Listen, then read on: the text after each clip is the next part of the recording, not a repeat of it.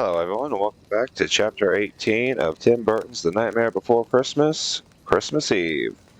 Jack and the skeletal reindeer soared above the clouds, following Zero's bright nose. The wind was furious, but Jack cracked the whip and the reindeer pushed on harder.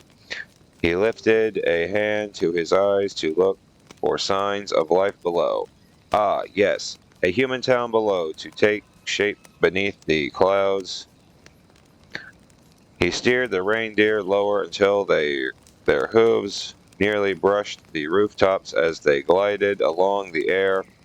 Oh, in the air, there was the same house he had lovingly terrorized on Halloween year after year, but this time he had come to deliver joy. Ho, ho, ho, he. I'm really getting the hang of this Santa thing, he thought. He skillfully guided the reindeer to land on the snow-covered rooftop.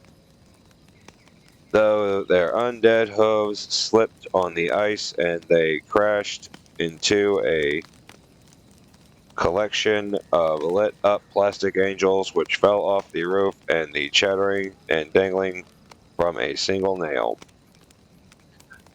Okay, there along came a clatter, I guess. Well, maybe a little more practice.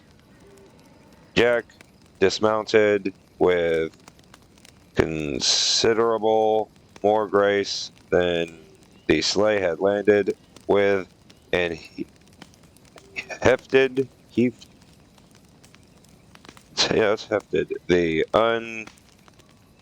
unwieldy bag of toys onto his shoulder. How did old Santa Claus do it with his bad back? Jack felt that he was much better suited for the job. He slid down the chimney with ease and tugged the sack down after him. Inside the house, a small child in an upstairs bedroom awoke at the clatter. The little boy blinked, rubbing his eyes before he remembered it was Christmas. That clatter had to be Santa. The boy climbed out of bed and tiptoed down the stairs with Christmas spirit tingling throughout his body. He couldn't believe his eyes. A figure in a red suit leaned over the Christmas tree as he unpacked a sack of presents. The boy watched, mouth agape, as the figure filled his family stockings hung over the fireplace. Santa? The boy asked in wonder.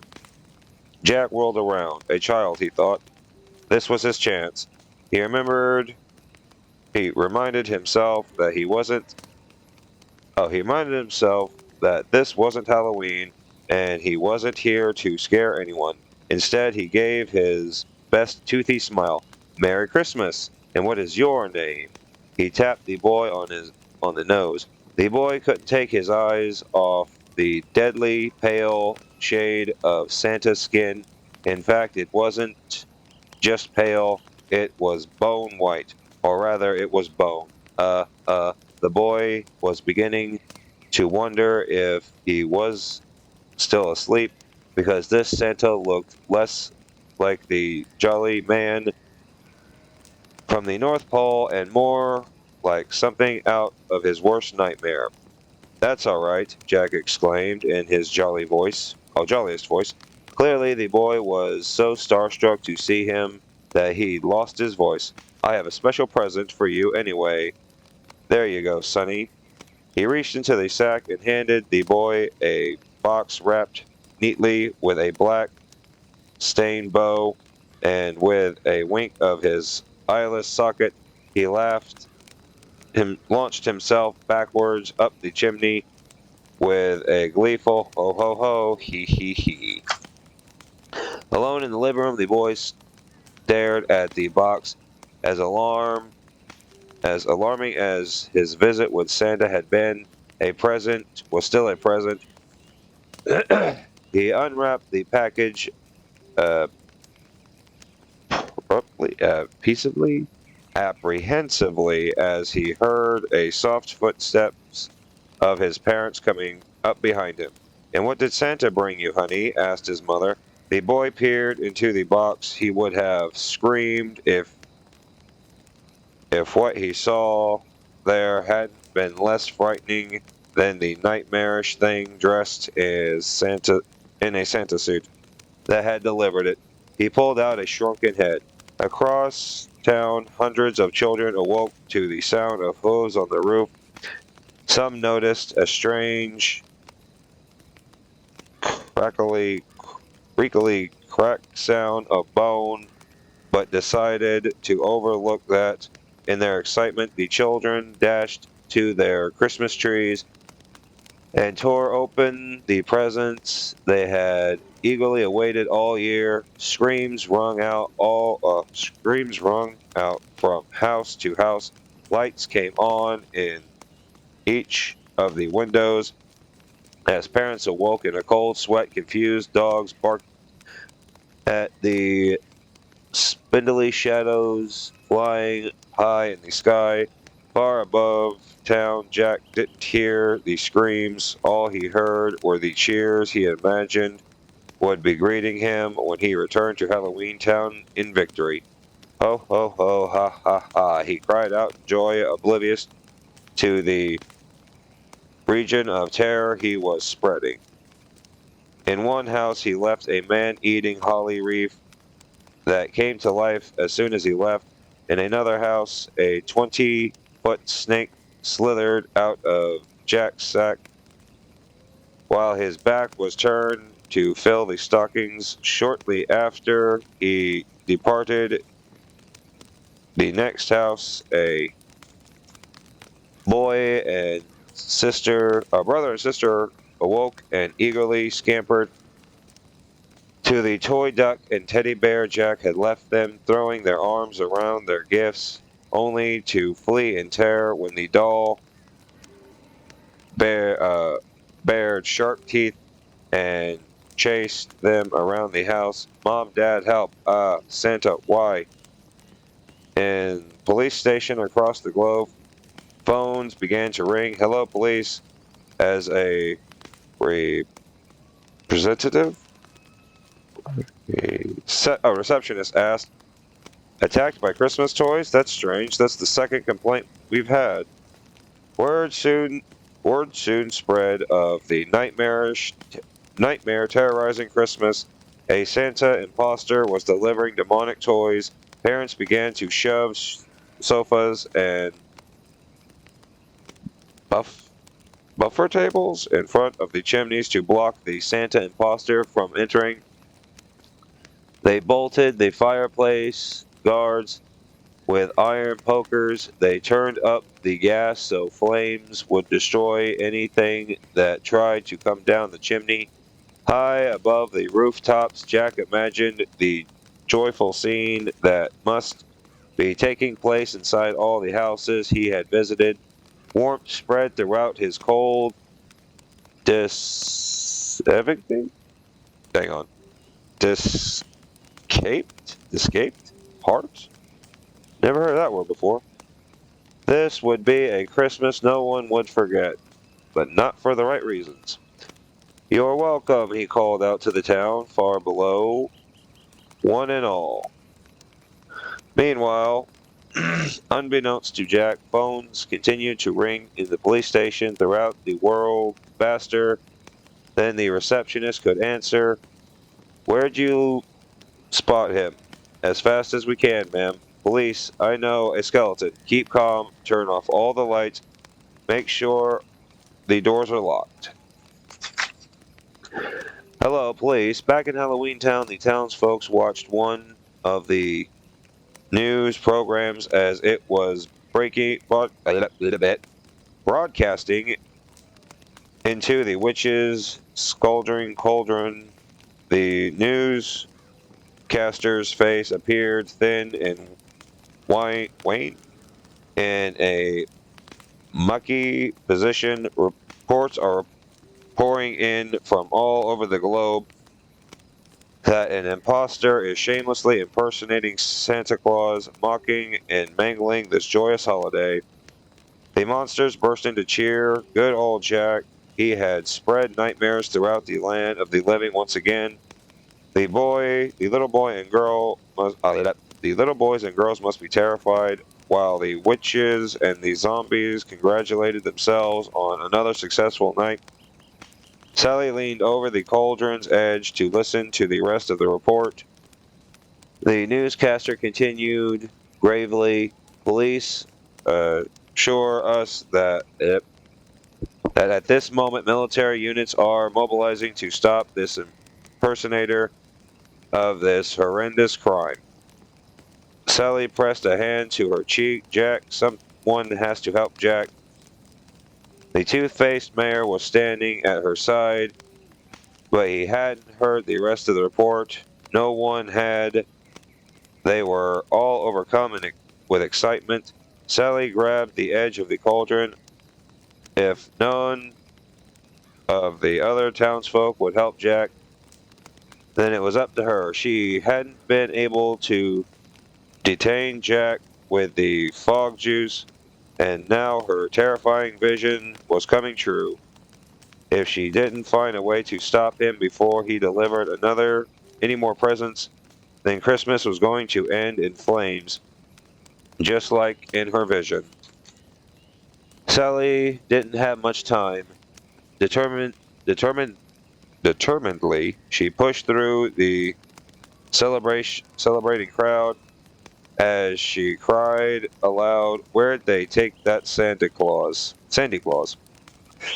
Back in the land of the living, Jack was making excellent time on his Christmas flight when, to his surprise, wide beams of light shone up at him. He peered down at the town far below, scratching his skull. The beams swept back and forth just like the mayor's swinging spotlights in the town hall auditorium. That was it. Spotlights. The people below were trying to catch glimpses of Christmas's latest celebration. Look, Zero, searchlights. He grinned proudly. He was no stranger to the spotlight, and he knew how to play to his audience. He steered the sleigh in a little daredevil spin.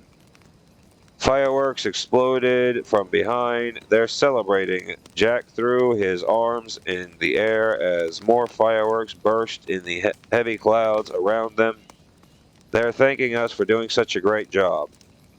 He was feeling particularly pleased with himself when a firework exploded frighteningly close to the sleigh. Zero squeaked an alarm and fluttered around just in time to avoid being toasted toasted like a marshmallow. Whoa, careful down there. You almost hit us, Jack called down. He shook his head in their excitement. The people setting off the fireworks weren't paying attention to what they were doing. Without meaning to, they might accidentally harm the very person they were trying to celebrate. Zero yipped a warning, looking pointedly at Jack. "It's okay, Zero," Jack said assuringly. "Head higher." He tugged on the reins of the sleigh, pulled upward, deeper into the thick clouds, where they were hiding from the blasts. Putting the fireworks out of his mind, Jack continued. Oh, Jack consulted the list of names on Sandy's scroll. Who's next on my list? Ah, little Harry and Jordan. Won't they be surprised? As the wind shifted, the cloud cover broke apart, and Jack peered down at the snow-covered rooftops and twinkling decorations. A sudden spotlight blinded him. He recoiled, shading his face with his hands. Those silly people, were they trying to catch a glimpse of their star? Jack was starting to Jack was starting to lose his patience with all this attention. If they kept up those searchlights and fireworks, he'd never finish his job by morning. As a cloud continued to thin, more spotlights zoomed in on the sleigh. The next fireworks soared up so fast that Jack couldn't steer away in time. The fireworks slammed into the reindeer. Its bones shattered apart and rained down. Jack gasped and grabbed the reins to keep the other reindeer on track, but immediately a second firework collided into the wooden barrel of toys. The barrel burst into flames. The sleigh tipped and rocked, precariously threatening to turn over. Jack struggled to grab as many flaming toys as he could, salvaging while trying to right the sleigh.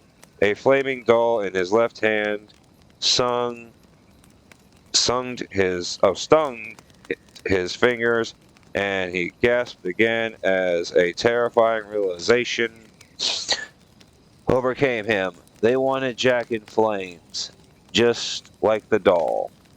They're trying to hit us. Oh, what a mess of things. They didn't understand he was trying to spread cheer, to make the children laugh and smile. Zero, he wailed.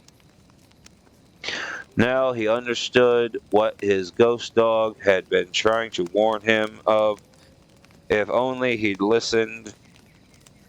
Was this what Sally had been trying to warn him of too? Zero barked and whined as another firework zipped towards them. They aren't fireworks, Jack thought. They're missiles. The latest missile hurled towards them, colliding with the bottom of the sleigh. The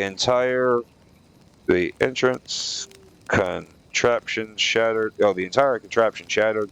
The coffin, the townspeople had worked so hard on, splintered into pieces. Dr. Finkelstein's reindeer broke into bones. Toys were thrown into the air, and so was Jack.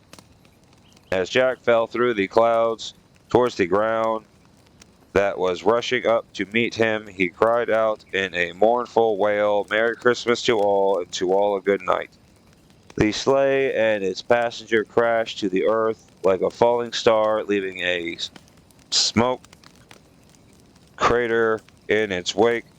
Back in Halloween Town, the townsfolk watched the entire event unfold in the witches' scolding cauldron. They gasped where their gasps were soon followed by tears. None of them could believe what they just witnessed with their own eyes, but it was undeniable.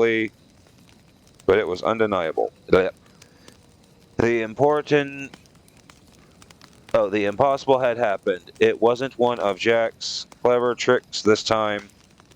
Their pumpkin king was gone. The wolfman howled his anguish up at the moon. "I knew this Christmas thing was a bad idea," the mayor lamented. "I felt it in my gut." He climbed into his hearse and picked up his megaphone to break the tragic news to the rest of the town. Terrible news, folks. The worst tragedy of our time. Jack has been blown to smithereens. Terrible, terrible news. That is the end of Chapter 18. Please remember to like, share, comment, subscribe, and I will see all of you in Chapter 19 in the next episode. Goodbye.